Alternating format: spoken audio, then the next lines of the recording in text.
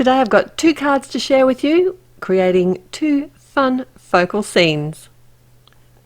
Hi, it's Therese from Lost in Paper and I'm here for Alan Hutson today, and I've got two cards. I'm using the Avery L Peekaboo Camp One a Stamp set, and I saw a card. I was inspired from Carly, and I will remember to link that in the description below.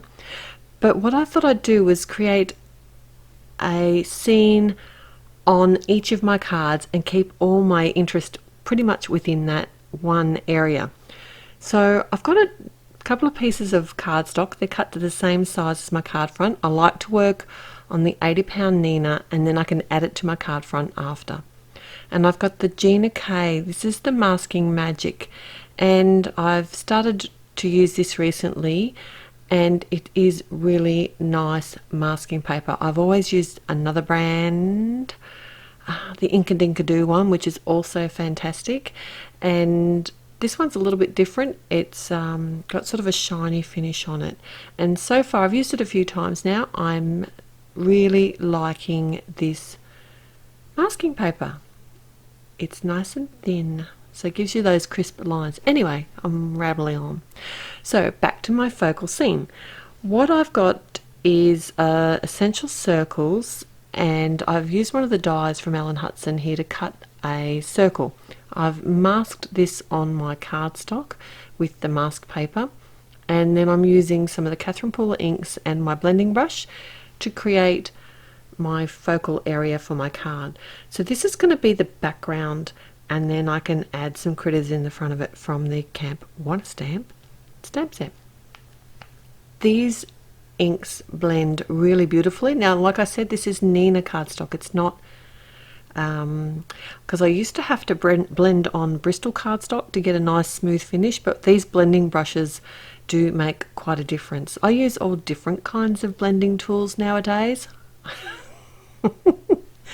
I've collected a few over time, and I use different ones for different reasons, but today with the Catherine Pooler inks I'm using these life-changing blender brushes. So for my second card I'm going to do the blending for this card now as well, but this time I've got one of the essential ovals, and I've centered it on my Nina cardstock, and actually adding the ink, I did have to add a bit of extra, I just basically can tell on the edges. I've cut my first piece of masking paper just to cover the edges. I didn't want to end up getting too excited and actually adding ink where I didn't want it to be. So I have my critters now. I've stamped them out. I had to extend the bear image because they weren't going to be long enough, and you'll see why in a minute when I start doing the die cutting what I mean exactly.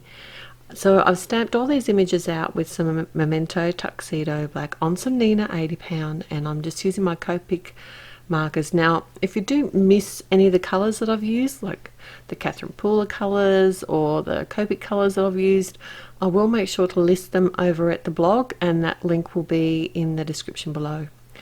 Like I said before, just some really simple colouring, and I kept the bears in lighter colours, and just did the three of them in slightly different versions of colours. I didn't show all of the colouring here. I did go outside the line there, but I wasn't too worried because I knew that some of these were going to be hidden portions of the bear. You're not going to be able to see the whole lot, especially after I've done the die cutting. And I did colour these balloons really simply. I added sort of a dark half moon shape just to make it look a little bit circular, and a little bit of white highlight. You could actually come in with a white gel pen afterwards and add that white highlight yourself. I just sort of felt it was easier to leave it. Okay, I have a negative space. I've cut the balloon already, and just to make sure that I line that string up well, I just used that as a guide and then put my die cut within that previously die cut portion and taped it down. The bear actually cuts the base of the bear off, and I didn't want to cut the base of the bear off. I actually needed him to be longer, so I've made a tick mark on the back of my cardstock, and I'm using my Gemini. You can use whatever die cutting machine you have, and then I put the plate on the portion that I want to be cut and leave the edge after that tick mark that I made, so that when I run it through the die cutting machine, it's not going to cut through the base of that. And then I can just use my scissors to cut away those extra portions, and I've got plenty of space to play with now for these images to make sure that I can make them as tall or as long as I want. And you'll see why I needed to do that in a minute. How cute are these bears? I also, while I was doing my colouring, I got some more of the images out from the Camp Wanna Stamp set and just did some more simple colouring here.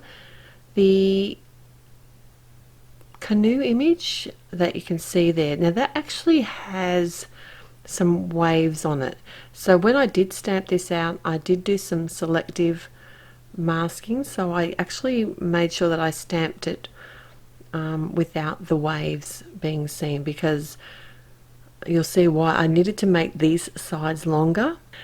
And one of the tricks when you're colouring such a large area with Copics is to add lots of colour. But beware of the red. The red bleeds. So sometimes it pays to wait a few seconds for the alcohol ink to dry before you add another layer. Otherwise you can just find it'll just bleed outside the lines. It's not fun. So I do have the coordinating dies for this set, and I use that to cut all these little images out, the little paws for the critters and the critters themselves, but I couldn't use the I had to cut the canoe out with my scissors, and I just left that small edge so that it kind of matched the other die cut images. Alright, onto the first card now, and you can see what I mean there. What I'm going to do is actually die cut these bears so that they fit within that focal portion of the image. How fun's that? And I just held them in place with some really de-tacked low-tack tape. Now, do you know what I mean when I say that? I've actually taken the tack even more off the low-tack tape. It's old. Usually I keep it for ages. It barely sticks by the time I throw it away. Now I want to add my sentiment now while I can, and that happy birthday, that came from the Succulent Sentiments set. It's a really fun font. And the 3 balloons I actually added each behind each of the bears so that they matched the scarves of the bears. I did add some white gel dots to one of the scarves and some stripes to another one, and popped all the bears up with some fun foam as well. Now, even though I'm making this a focal image, I decided just to die cut the bear portion, but let the balloons sort of sit outside the image itself. I thought that was a little bit more fun. It's a nice bright card and very cheery. So with the second version of this card, this is the one with the canoe.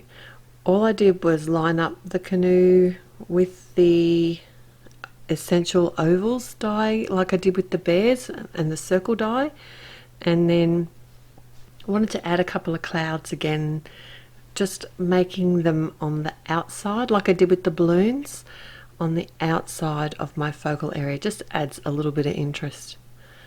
And those clouds came from the Unicorns and Rainbows set.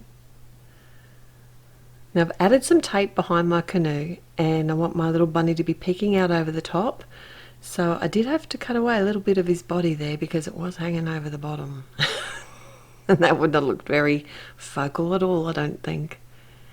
I also added the fox, and then finally the raccoon got attached directly to the card front here, just to add a little bit of depth, because I did add some foam squares to the canoe and the rabbit and fox.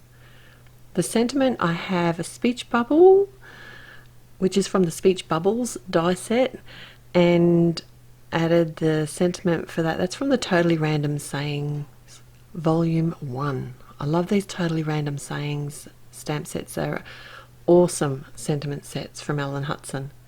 I'll just pop that up on the front of the card and could cut away the extra portion with a pair of scissors. Alright, thanks for joining me here today. If you did enjoy today's video, don't forget to click on the likes. No, it's not the likes button. It's a thumbs up button to let us know that you did like this video and you had fun here today. And if you haven't already, click on the bell icon and subscribe to the channel. There's always heaps to see here. So, till next time, bye.